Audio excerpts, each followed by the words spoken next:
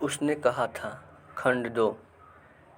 राम राम, अभी कोई लड़ाई है? दिन रात खंदकों में बैठे हड्डियां अकड़ गईं।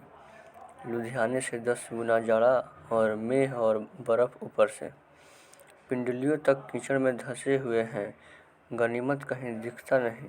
घंटे 2 घंटे में कान के पर्दे फाड़ने वाले धमाके के साथ सारी खंदक हिल जाती है और 100-100 गज धरती उछल पड़ती है। इस गैबी गोले से बचे तो कोई लड़े। नगर कोट का जलजला सुना था। यहाँ दिन में 25 जलजले होते हैं। जो कहीं खंदक से बाहर सफा या कोहनी निकल गई तो चटाक से गोली लगती है। न मालूम बेईमान मिट्टी में लेटे हुए या घास की पत्तियों में छिपे रहते हैं। लहना सिंह और 3 दिन है। 4 तो खंदक में बिता ही दिए। परसों रिलीफ आ जाएगी और फिर 7 दिन की छुट्टी।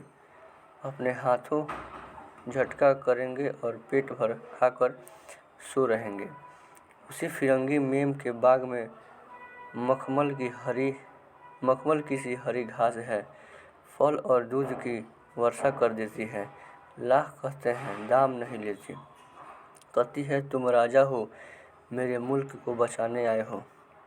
4 दिन तक पलक नहीं झपी। बिना फेरे घोड़ा बिगड़ता है और बिना लड़े सिपाही। मुझे तो संगीन चढ़ाकर मार्च का हुक्म मिल जाए, फिर 7 जर्मनों को अकेला मार कर न लौटूं तो मुझे दरबार साहब की देहली पर मत्था टेकना नसीब न हो। पाजी कहीं के कलों के घोड़े संगीन देखते ही मुंह फाड़ देते हैं और पैर पकड़ने लगते हैं। यूं अंधेरे में 30-30 फेंकते हैं। उस दिन धावा किया था। 4 मील तक एक जर्मन नहीं छोड़ा था। पीछे जनरल साहब ने हट जाने का कमान दे दिया, नहीं तो सीधे बर्लिन पहुंच जाते। क्यों? सूबेदार हजारा सिंह ने मुस्कुराकर कहा।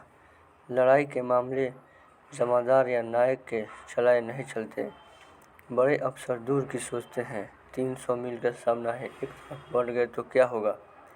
सूबेदार जी, सच है, लहना सिंह बोला, पर करे क्या? हड्डियों में तो जाड़ा धंस गया है। सूर्य निकलता नहीं और खाई में दोनों तरफ से चंबे की वावलियों के से सोते झड़ रहे हैं। एक दाव हो जाए तो गर्मी आ जाए। उद्यमी उठ, सिगड़ी में कोले डाल। वजीरा, तुम 4 जने बाल्टियां लेकर खाई का पानी बाहर फेंको। महासिंह, शाम हो गई, खाई के दरवाजे का पहरा बदल दे। यह कहते हुए सूबेदार सारी खंदक में चक्कर लगाने लगा। वजीरा सिंह पलटन का विदूषक था।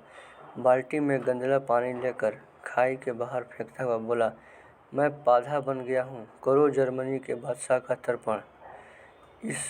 इस पर सब खिलखिलाकर हंस पड़े और उदासी के बादल फट गए।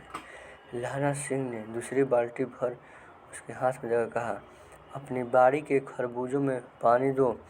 ऐसा खाद पानी पंजाब भर में नहीं मिलेगा। हाँ, देश क्या है, स्वर्ग है। मैं तो लड़ाई के बाद सरकार से 10 घुमा जमीन यहाँ मांग लूँगा और फलों के बूटे लगाऊँगा। लाडो होरा को भी यहाँ बुला लोगे? यहाँ वही दूध पिलाने वाली फिरंगी मैम। चुप कर, यहाँ वालों को शर्म नहीं। देश की चाल है। आज तक मैं उसे समझा न सका कि सिख तंबाकू नहीं पीते। वह सिगरेट देने में हट करती है, होठों में लगाना चाहती है और मैं पीछे हटता हूँ तो समझती है राजा बुरा मान गया और मेरे मुल्क के लिए लड़ेगा नहीं। अच्छा, अब बोधा सिंह कैसा है? अच्छा है, जैसे मैं जानता ही न हूँ। रात भर तुम अपने दोनों कंबल उसे उड़ाते हो और आप सिगड़ी के सहारे गुजर करते हो। उसके पहरे पर आप पहरा दे आते हो। अपनी सूखी लकड़ी के तख्ते पर उसे सुलाते हो और आप कीचड़ में पड़े रहते हो। कहीं तुम न मादे पड़ जाना। जाड़ा क्या है, मौत है और निमोनिया से मरने वालों को मुरब्बे नहीं मिला करते। मेरा डर मत करो, मैं तो बुलेल की खड्ड के किनारे मरूंगा। भाई कीरत सिंह की गोदी में मेरा सिर होगा और मेरे हाथ के लगाए हुए आंगन के पेड़ की छाया होगी। वजीरा सिंह ने त्योरी चढ़ाकर कहा, क्या मरने मराने की बात लगाई है? मरे जर्मनी और तुरक। हाँ भाइयों, कैसे? दिल्ली शहर ते पिछोर नू जांदिए, कर लेना लोंगो दा व्यापार मड़िए, कर लेना लाड़े दा सौदा अड़िए, ओए लाड़ा चटका कदवे नू कद बढ़ाया ये मजेदार गोरिए, और लाड़ा चटका कदवे नू।